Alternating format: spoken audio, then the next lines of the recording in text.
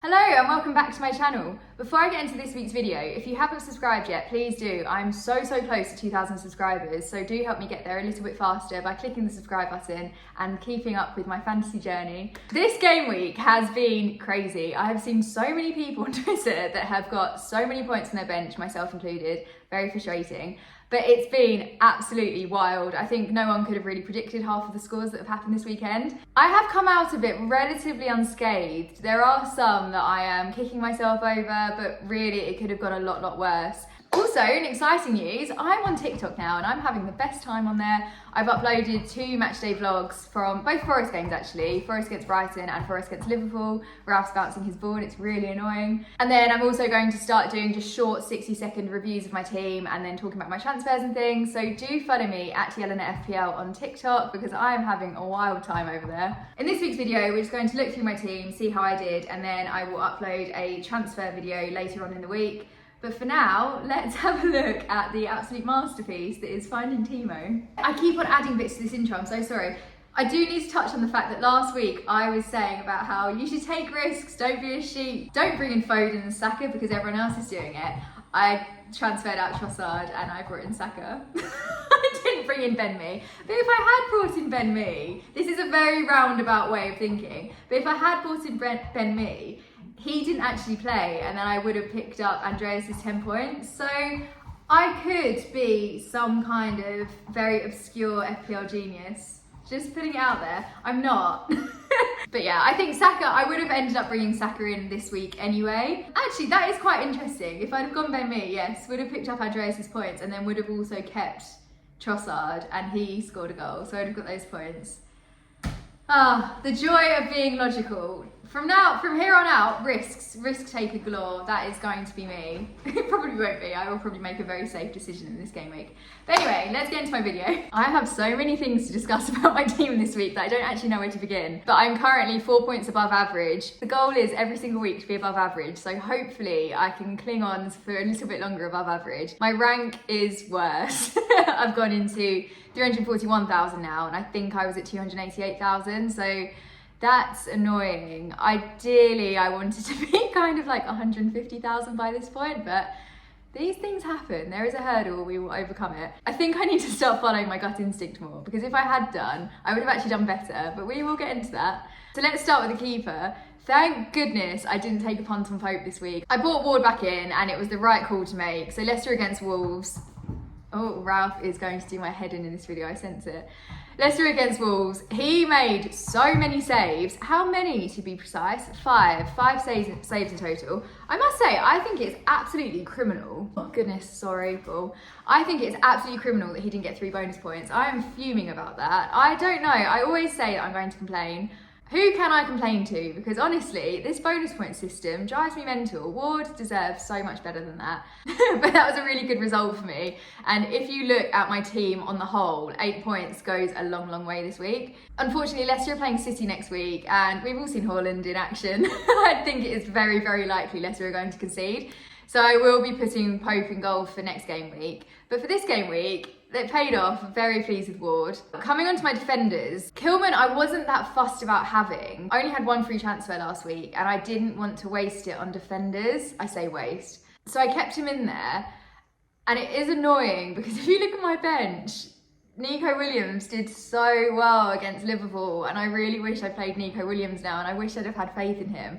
But the problem is, on paper, Forest against Liverpool, you just didn't see Forest winning, did you? I know I said in my last video when they were playing against Brighton, their defence was incredible, but I honestly thought Liverpool were absolutely going to hammer them. I was lucky enough to get tickets to go to the game, so I was there live, and I can't explain how amazing the atmosphere was. It was such a good game to go and see.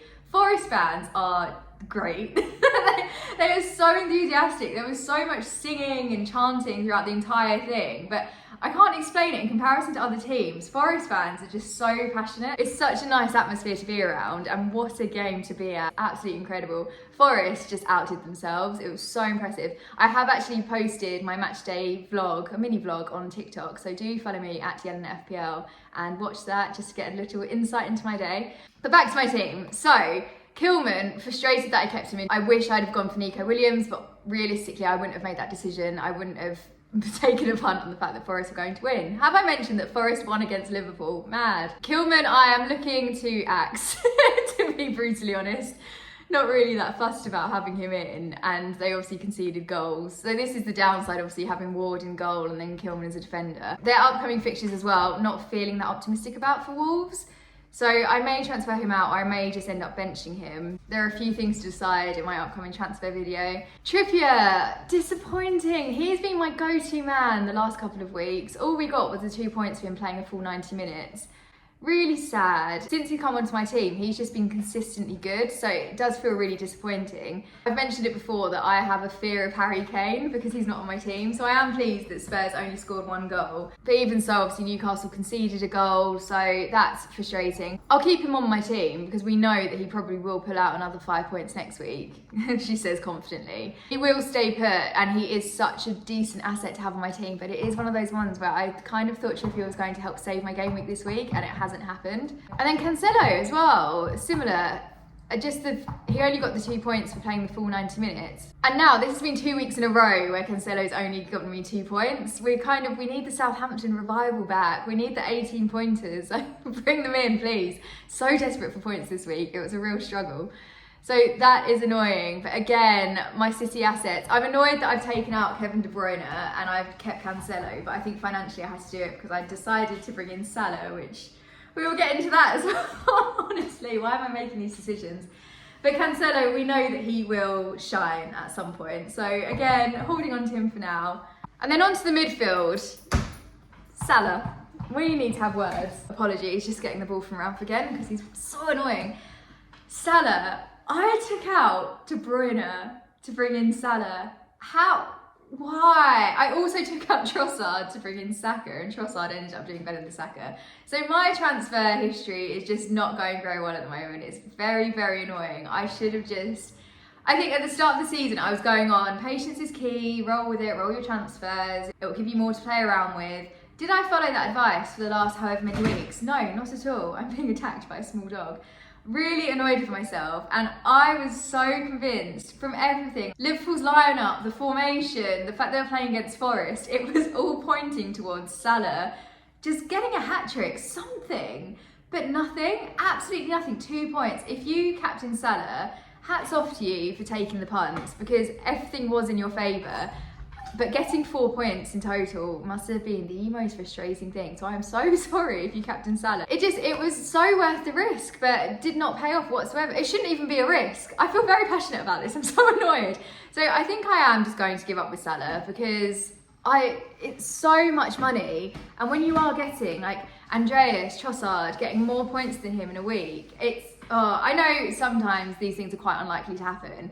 But Salah, if we look at his season history, it's just not there. He's had, 2 really good weeks, can we say? 10 points and 12 points, Fulham and Newcastle. But that's game week 1 and 5. And I know against Man City, I joined the Salah hype back then because he scored a goal, he secured 8 points, and everyone kind of thought, this is it, he's making his comeback. He's not. I despair, and I know that I will probably take him out. I think I'm going to keep him for Leeds, potentially. But we'll get rid of him by Spurs because I've run out of patience, and now we're 13 weeks into the season, haven't really seen that much, and we've seen other players. I mean, people are overtaking him in points who are a lot cheaper. £12.8 million, that's a lot of money. So I think I'm tempted to bring back Kevin De Bruyne. He didn't let me down. I did like the old KDB, and I'm quite annoyed at myself for taking him out on Salah. But it's all part of learning curve, isn't it? And there's a long time to go in the season. So it could be that I end up bringing Salah back. He gets back on form and we're good to go. But for now, it's really not the case. And then Martinelli. So my Arsenal assets this week didn't do me too well. And I was expecting a lot more. And then it pains me to say it because obviously soft spot for Forest. But where Arsenal are playing Forest, I know Forest has improved their defence so much. But Arsenal are on form. Arsenal are a scary side. If I was to avoid a team to play, it would be Arsenal because they're just on fire at the moment. They're so amazing.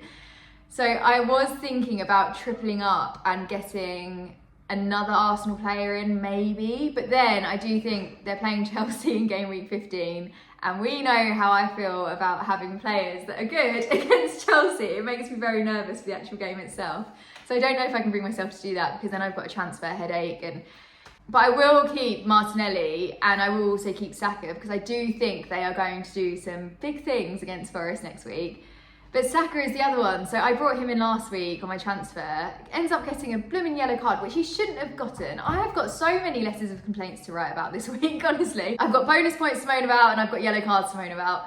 I'm not alone on this one, because this week the main transfers were Foden and Saka. Take out Trossard, everyone said. Trossard is going to be a waste of space. Trossard did really well, so more fool us. But Foden and Saka were flops, essentially. I just wasn't drawn towards the Foden transfer in, and I'm not quite sure why, but I was drawn towards Saka because I've had my eye on him for quite a while. But I still have faith. Look at Saka's game week history. We know the man can perform. How many points is he on in total? 64 points in total, and he's only 7.9 million, so I can take that. And when you compare, he's on 64 points. What's Salah on? Salah's on 58 points and 12.8 million. So we will let Saka have this week off. And we know it is the curse of my team that I bring someone in and they don't do very well. But then what do they do? Do really well. This is why I should have stuck with Trossard. He had his kind of blank week and then he did well. But by that point, it was too late, which is sad. And then Zaha, should we even go into this? 1 point. I think, has Zaha, when did I bring Zaha in? Actually, funnily enough with Zaha, I think I could be cursed, because I brought him in game week 11 and he only got 3 points. And then the following game week, he got 8 points. My advice to you, if you would like any advice, is wait for me to make a transfer. Don't copy the transfer until the following week, and then they will do really well. So there you go, have that for free. I will take one for the team. Sorry if you can see pause, I'm being punched for this blooming ball. One that is so frustrating, and I did touch on this before. How much have I hyped up Andreas, and I've been so smug about the fact that I haven't had him on my bench for the last 2 game weeks, and he's done well. And then what do? I bench him, and then he does really well. 10 points this week, played the full 90 minutes, got 2 assists, and got 2 bonus points. Andreas, I am so sorry. Honestly, 2 weeks in a row, I have been hyping that man up, and then what do? Throw it back in his face, and then he actually does the best he's done all season. 10 points is his best performance so far. So I will be playing him next week, because I need to start having faith and hope in my players. And Fulham are against Everton, and I fancy Fulham's odds in that one. So I have had full karma for not backing Andreas, but now I am back on Team Andreas entirely. And then coming into my 3 forwards, we've got Tony. Oh my goodness, 1 second. Ralph has woken up and chosen violence. He's just taken my cactus out of a flower pot. So we will be doing an exchange for his ball. And I can just apologise for the sound that he's going to make when he just drops it on the floor constantly. I don't know what to do with this now. Anyway, Tony, again. When are we going to start doing things? Come on, Tony. This seems to be the common theme of my team this week. They just got their points for playing the full 90 minutes. And I should just be grateful for the fact that they did play the full 90 minutes and I did secure 2 points rather than just 1. So I shouldn't be too fussy. The thing is with Tony, and it's similar to Alexander-Arnold, who I used to have on my team, is it's all or nothing. So he's either hauling in kind of closest to 10 points or 17 or 12, or it is just this bare minimum 2 points here and there. I think Tony will remain on my team for quite a while, because I do really like the look of my front 3 and their fixtures. I think, well, the next 2 weeks, Wolves and Forest, I am banking on Brentford to do well in those. And Tony, we've seen what he's capable of. The other alternative would be Mitrovic, who I did have on my team previously, and he scored today too. But I think, is he injured? Did something happen today? I was half watching, half into it.